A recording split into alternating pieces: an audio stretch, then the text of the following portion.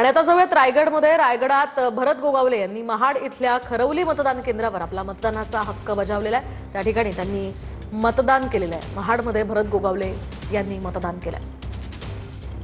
आता जिल्हा परिषद आणि पंचायत समितीच्या निवडणुकीच्या निमित्ताने मतदान होताना आपल्याला पाहायला मिळत आहेत। रायगड जिल्ह्यात देखील जवळपास 59 जिल्हा परिषदांच्या गटांमध्ये मतदान प्रक्रिया जी आहे ती पार पडताना आपल्याला पाहायला मिळतात। या सगळ्या संदर्भात बोलण्याकरता आपल्यासोबत भरत शेठ गोगावले आहेत, राज्याचे मंत्री। शेठ, आज तुम्ही मतदान केलेलं आहे, किती विश्वास आहे तुम्हाला तुमच्या विजयाचा? आतापर्यंत पूर्ण विश्वास आहे आणि मला कल्पना आहे माझ्या मतदारसंघातले सर्व सीट निवडून येतील।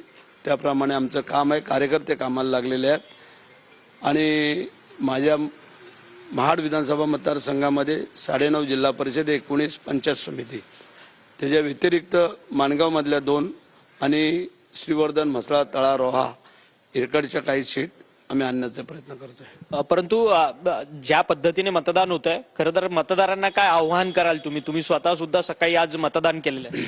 मतदारांना आव्हान केलेलं आहे की आपलं मतदान, अमूल्य मत हे आपापल्या पसंतीच्या उमेदवाराला द्यावं, ह्या प्रकारे आम्ही आवाहन केलेलं आहे। खरं तर पण रायगड जिल्ह्यातलं राजकारण सातत्यानं तापताना पाहायला मिळत आहेत।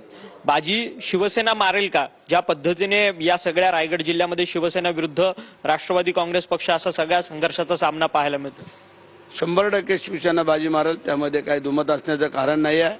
आम्ही तिन्ही आमदार आमच्या मतदारसंघामध्ये काम करतोय, लोकांना सामोरं जातोय, लोकांच्या अडचणी दूर करतोय आणि म्हणूनच त्या दोन्ही आपलं भारतीय जनता पार्टी आणि NCPला एकत्र यावं लागलं, नाहीतर आम्ही वन मॅन शो लढतोय ते बाकी